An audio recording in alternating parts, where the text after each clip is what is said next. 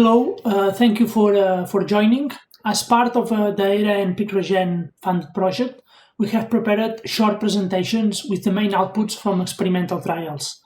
Research was done by the monogastric research group, and most of the trials of these presentations were conducted at AFP Pig Farm in Hillsborough. For the present presentation, we have Dr. Amy Craig, that she will be presenting the findings from a trial she conducted. Amy, please, you can start with your presentation. Lovely. Well, hello everyone, and thanks Ramon for your introduction. So this study was developed as part of my PhD because we could see that there was larger litter sizes were becoming more common, and this was leading to pigs having suboptimal weight at weaning. So we wanted to investigate some management strategies that we could see that were being used on farm to see what could be implemented that would improve the lifetime performance of these small pigs. So my presentation is entitled Improving the Lifetime Performance of Small Pigs at Weaning Through the Use of Nurse Sows and Starter Diet Allowance. As I'm sure you have heard before, the weaning weight of a pig is a key determinant of lifetime performance. An optimal weaning weight would be classified as 7.5 kilos at 28 days weaning. So pigs weighing less than 7.5 kilos at weaning tend to be smaller, slower growing pigs throughout their lifetime, while the larger pigs, they're ready for weaning, they grow well throughout their life, and they reach finished weight earlier. However, there's two main challenges to achieving an optimal weaning weight, and that is litter size and birth weight. So litter size has a negative relationship with birth weight, as a larger litter is likely to have more low birth weight pigs in it. And birth weight and weaning weight are positively related. Therefore, a small birth weight pig is also more likely to be a low weaning weight pig. So as you can see, the larger litters producing smaller birth weight pigs may also increase the number of pigs that do not reach an optimal weight at weaning. So why are these small weaning weight pigs a problem? For the purposes of this study, we have defined a low weaning weight pig as being under 6 kilos at 28 days. And these low weaning weight pigs, they are slower growing and take more days to finish. So this puts a lot of pressure on the housing system in an all-in, all-out system, and they pose a biosecurity risk. Furthermore, the more days that a pig is on the farm, the more feed it consumes and the more slurry it produces, and so it reduces the whole farm efficiency. More worryingly though, a low weaning weight pig is less likely to make it to full slaughter weight. This is due to high mortality rates, but also it's more likely to be sent to slaughter before the target rate is reached, just because it has been on the farm for so long. There's also some evidence that low weaning weight pigs may have poor food conversion ratio, and other studies have shown that low weaning weight pigs may also have poor meat quality due to a difference in body composition and how they lay down fat and lean tissue. So there's many ways that producers manage low weaning weight pigs on farm. However, up until recently, there has been very little research done on pigs under 6 kilos at weaning to indicate what strategies might actually be successful. So we have picked two of the main management strategies that were in practice on farms, namely a nurse sow and also an improved starter diet regime. So over the course of 9 batches, 266 piglets were allocated to one of 5 treatments at 28 days of age, which was the normal weaning age on the AFB Hillsborough pig unit. From each batch, we picked 20 low weaning weight pigs, and we allocated them either to the treatment WEAN, they were weaned and we allocated them to a treatment called WEAN, or they were put on a nurse sow and we called those pigs nurse. So there was a target of 10 pigs on the WEAN treatment and 10 pigs on the nurse treatment for each batch. Now the WEAN treatment, they were weaned 28 days and they were offered a very high starter diet regime, which included an additional special starter diet that had been formulated for pigs from 3 kilos. The nurse pigs then, they were weaned for an additional 3 weeks and were weaned then at 49 days of age or 7 weeks of age. And after weaning, they were split into 2 treatments of 5 pigs. They were offered either a high or a low starter diet regime, So the pigs that were nursed until 49 days and then offered a high allocation of starter diet, we called them nurse high, while those that were offered the low starter diet allocation, we called them nurse low. We also had a control group of 10 average weaning weight pigs, and they were also weaned at 28 days of age and were offered either the high or the low starter diet allocations. And these pigs then were norm high and norm low, and they averaged 8.9 kilos at 28 days. So I know that the treatments are a bit confusing, so this graphic just tries to highlight what we did. So you can see at 4 weeks of age, the traditional weaning age, we had 2 sets of pigs. We had low weaning weight pigs and we had average weaning weight pigs. So the low weaning weight pigs were then split into 2 weaning ages. So there was those that were weaned immediately at 4 weeks of age, offered a very high starter diet specification, and they were called WEAN treatment. And then there were those that were let to nurse on the nurse sow, and they were weaned from the nurse sow at 7 weeks of age, and then split into 2 further treatments of either a high or a low starter diet allocation, and they were termed nurse high and nurse low. And then at the bottom there, there's the average weaning weight pigs weaned at a normal weaning age at 4 weeks of age, and they were also offered a high or a low starter diet allocation, and those treatments were called norm high and norm low. So these are the 3 starter diets that we used within the study. So you can see the special starter diet, very high in energy. It was formulated for pigs that were weaned early or very lightweight, about 3 kilos. And then we had normal starter diets, starter 1 and starter 2. So the allowances per pig, so the WEAN treatment were offered 1 kilogram of the special starter diet per pig, followed then by 4 kilos of starter 1 and then 8 kilos of starter 2 per pig. The high starter diet allocations consisted of 4 kilos per pig of starter 1 and 8 kilos per pig of starter 2. That's for both the nurse high and the norm high. And then the low starter diet treatments, they had no starter diet 1 and went straight on to starter 2, and they were offered only 4 kilos of starter 2. So it was hypothesised that the 7-week-old pigs that were coming off the nurse sow may have been mature enough to go straight on to the starter 2 diet. So that was what we had wanted to test by using such low starter diet allocations. So when the pigs had finished their starter diet allocation, they were then offered a typical grower diet, and the grower diet was offered up until 12 weeks of age for the wean and the norm pigs, and then because they were weaned 3 weeks late, the nurse pigs were 15 weeks of age when they started receiving the finisher diet. When the pigs entered the finishing house, nurse high and nurse low were amalgamated into 1 pen of 10 pigs, and norm high and norm low were also amalgamated into 1 pen of 10 pigs. So in the finishing period, we have 3 pens per batch, and that is wean, nurse and norm. So the measurements that we took throughout the pig's lifetime, so we took their weight at birth and at weaning at 4 weeks, also at 7 and 10 weeks. That was the nursery period. And then the finishing period, they were weighed 12, 15, 18 and 21 weeks of age. We also calculated the weekly pen feed intake and also the food conversion ratio. We calculated individual pig average daily gain and also mortality percentage for each pen in each treatment. And we also did an economic analysis looking at margin over feed costs.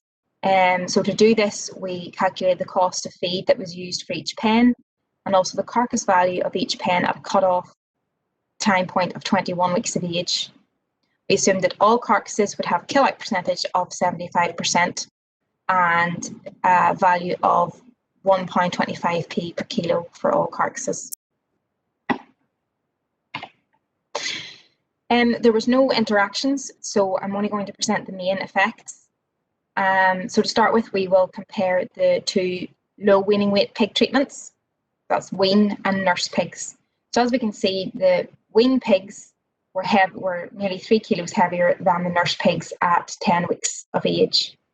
However, whenever we look at the finishing period, there really is no significant difference. There's a very slight numerical advantage for the wean pigs at 21 weeks of age, and I'll touch on that again later. But there was no difference in average daily gain either in the nursery or in the finishing period. Moving on then to the nurse pigs versus the normal weaning weight pigs, and as hypothesised, normal average weaning weight pigs, they grew faster than the low weaning weight pigs. For example, they're 8 kilos heavier at 10 weeks of age and then 15 kilos heavier at 21 weeks of age. And this was driven by the higher average daily gain. Looking at the effect of starter diet allowance, so pigs that were offered a high starter diet allowance were heavier than those that were offered a low starter diet allowance. There's 3 kilos difference at 10 weeks of age, and then 7 kilos difference at 21 weeks of age. And again, this was driven by higher average daily gain. So looking at the average daily feed intake during the nursery period, the pigs that were offered a high starter diet allocation had increased feed intake during the nursery period. That's over 100 kilos or 100 grams per day more feed intake. The nurse pigs ate less than both wean and norm treatments during the nursery period. So nurse pigs had an average daily feed intake of 639 grams per day, whereas wean and norm were sitting around the kilo mark per day. Looking at food conversion ratio in the nursery period, the pigs that had the low starter diet specification had improved food conversion ratio. Very slight difference, but significant nonetheless. And nurse pigs also had improved food conversion ratio, and wean had the poorest food conversion ratio. So nurse pigs had a food conversion ratio of 1.16, wean had a food conversion ratio of 1.8, and norm had a food conversion ratio of 1.67. This is probably likely due to the reduced feed intake that we've seen in both the nurse pigs and also pigs that were given a low starter diet allowance. It reduced feed intake, but higher food conversion ratio. Moving into the finishing period, the average daily feed intake for nurse pigs was consistently lower than wean and norm, and this was significant in the last couple of weeks finishing, so 18 to 21 weeks, they had a significantly lower feed intake. And this meant that the average feed intake then over the whole of the finishing period was also significantly lower. Similar to the nursery period, the food conversion ratio of nurse pigs was much better than that of norm or wean pigs. So you can see here that wean pigs, there was nearly 3 kilos of feed needed for 1 kilo of live weight gain. This graph is showing the mortality of pigs throughout the study. So it indicates the percentage of pigs left in the pen at each time point. So you can see in the blue, that 4 weeks whenever the study started, that there was 100% of pigs in each pen. And in the case of norm low, no pigs died. So at 21 weeks, there was still 100% of pigs in the pen. However, as time progressed for the other treatments, mortality increased. So overall, norm pigs, that's the average weaning weight pigs, had the lowest mortality of 4.5% on average between the two norm treatments. Mortality then for the nurse low and the wean treatments is pretty similar. However, we see the pattern of mortality is different. So as you can see, the nurse treatments, there's 100% of pigs in the pen at 7 weeks of age whenever they come off the nurse sow. But very quickly, we see there is a high rate of mortality, and by the time the pigs are 10, 12 weeks old, there's less pigs in the pen, those pigs have died.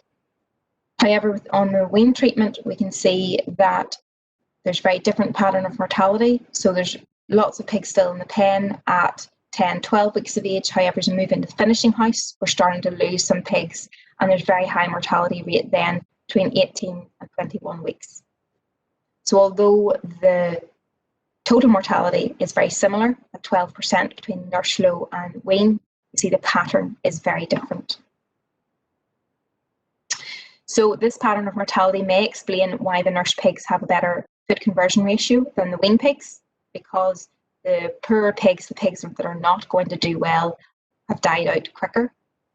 The wean pigs, they were given a very good starter diet, and that seemed to help those pigs in the nursery period. However, as they move into the finishing period, and then particularly as they move on to the finishing diet, then they're starting to die off. This also may explain the slight increase in, or the numerical increase in pig weight at 21 weeks of age. The wean pigs, although it wasn't significant, they were numerically higher. And again, this may be that the poorer pigs had died out of the pen between 18 and 21 weeks, so we were left with just the good pigs at that stage. Moving on to the economic analysis, where we looked at the margin over feed costs. So we looked at the cost of the feed that was offered to each group, and in the case of the nurse sow, that also, or the nurse pigs, that also included the meal that would have been fed to the nurse sow over those extra 3 weeks of lactation. You can see the total cost of feed is very high for the wean pigs. They ate more, but also they ate more expensive starter diet. So normal pigs, the average weaning weight pigs, had over £100 margin over the wean and nurse treatments, and nurse had £54 margin over the wean pigs. So as we expected, the normal pigs, which was the average weaning weight pigs, they had superior lifetime performance. We had included them in this study as a type of control and as a way to measure any improvement in the wean and nurse treatments. It's important to note that the difference in weaning weight between the large and small pigs wasn't just maintained, but actually increased throughout the growing and finishing period. So the norm pigs, compared to the low weaning weight treatments, they were 3.8 kilos at weaning, 4 weeks of age, but this had grown to 7.4 kilos at 10 weeks of age, and then nearly 14 kilos difference at 21 weeks of age. So this really reiterates the need that each individual pig needs to achieve a good weaning weight to have good lifetime performance. Looking at the starter diet, we've seen that the high allocation of starter diet did improve pig growth rate. We had hypothesised that the older 7-week-old pigs coming off the nurse sow may have been able to tolerate the lower specification starter 2 diet. This was partly true, because we've seen that the difference in weight between high and low treatments in the nurse pigs was slightly less than the high and low treatments for the norm pigs. So for example, at 10 weeks of age, there was 2.4 kilos difference between the nurse high and low pig treatments, but there was 4.4 kilos difference between the normal pigs high and low treatment. And then at 21 weeks, this has increased to 4.6 kilos between high and low in the nurse, but 9 kilos between high and low in the norm pigs. However, performance was optimised when nurse pigs were fed the higher starter diet allowance. Therefore, a good starter diet regime is needed regardless of the age or the weight of the pig at weaning. The wean treatment, we've seen very good performance during the nursery stage. So up to 10 weeks, they were doing very well compared to their counterparts that were allowed to suckle the nurse sow. And the wean pigs, they were 3 kilos heavier at 10 weeks of age. However, it's a different story in the finishing house. The wean performance declined very rapidly in the finishing house. They weren't heavier than the nurse pigs at 21 weeks of age. And there was also very high mortality. So 10% of those pigs died in the finishing house after eating all that expensive starter diet. They then died in the finishing house. And the main cause of death was poor thrift. It is likely that through this trial, the pigs were moved on to the finishing diet at a set age, not at a set weight. And it is likely that individual pigs the moving to a finisher diet should be based on the weight of the pig, not the age of the pig. For these wean pigs, were still quite small. They were less than 60 kilos, moving on to a finisher diet. And it seemed to be at that stage then that we seen the higher mortality. So pigs that had been allowed to nurse a sow had improved food conversion ratio. This is likely due to the lower intakes that we've seen. And the lower intakes are likely due to the fact that these pigs were offered higher specification diet for their age. So they were weaned at 7 weeks of age and started the nursery stage at 7 weeks of age, compared to pigs that are weaned at 4 weeks of age and start the nursery period at 4 weeks of age. However, their longer suckling time may also have improved gut function, and there is also evidence that pigs that are older at weaning do not experience the same post-weaning growth check as those pigs that are weaned at 4 weeks of age often experience. An important note, during this study, we did not offer nurse pigs creep feed while they were on the sow. Now, this wouldn't happen in a commercial situation. It's likely that those older pigs being let to nurse sow are likely to be offered solids. And it is also likely that being offered solids will further improve their performance. So normal pigs, the average weaning weight pigs, they of course had the highest margin over feed costs, as would be expected, more efficient pigs that grow well. However, despite the cost of feeding a sow for an extra 3 weeks, the feed costs for the nursed pigs were about £135 less than feeding the wean pigs. This is because the nursed pigs ate less throughout their life, and more particularly they ate less starter diet compared to the wean pigs. In current terms of the margin over feed costs, there was lower economic value for the wean pigs because they had such high mortality in the finishing house. So by way of conclusion, we can see that the low weaning weight pigs that were allowed to nurse a sow until they were 7 weeks of age and offered a high specification starter diet regime, they had lower lifetime mortality, improved food conversion ratio, and better margin over feed costs compared to low weaning weight pigs that were weaned at 4 weeks of age and offered a high starter diet regime. So this work has reiterated the need to increase and improve weaning weight of individual pigs, but also that the low weaning weight pigs will need to have tailored lifetime nutrition.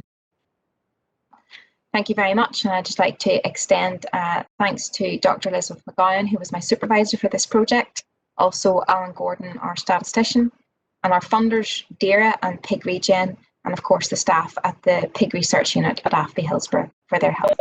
Thank you very much. Thank you, Amy, for the presentation. So I have a question, Amy, because you mentioned about the nurse treatment, that they received the grower diet up to 15 weeks of age.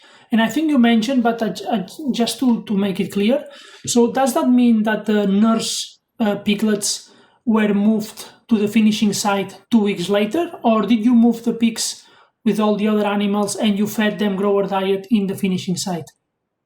Okay. Yes, this is a tricky one. So although the pigs were 15 weeks of age when they moved from the grower diet to the finisher diet, compared to 12 weeks of age for the other treatments, they had not been offered grower diet or starter diets for any longer than the other treatments, because when the pigs came off the nurse sow at 7 weeks of age, they were treated as 4-week-old piglets, so they still had their time in the nursery accommodation. But it does not mean that they got more grower diet or more time on the grower diet.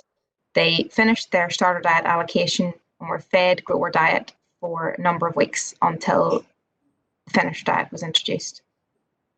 But physically, the animals, were they moved from the nursery to the finishing site at 15 weeks of age or at 12? How it works on the ADFI Hillsborough farm is the pigs are actually moved at 10 weeks of age, but the diet change doesn't happen until 12 weeks of age. So for any of these time points, the nurse pigs are always going to be 3 weeks older than their counterparts, but that is because they have been on the sow for those 3 weeks. Okay. So being with the sow delayed their movement in all the other stages. Yeah. Okay. And then also on the methodology to help make it clear how the things were done. How did you choose the nurse sow? Okay, well, our criteria for the nurse sow was that she had reared 10 good piglets to make sure that there was 10 functional teats for the nurse pigs then to go on to. Also that she had good body condition and had been able to sustain high intakes over her 28-day lactation that she had just completed, so that she was in a fit state to go on and lactate for another 3 weeks. Okay, very good. And well, thank you very much, Amy, for the presentation, and thank you all for joining this for joining Amy and myself on this presentation. Thank you.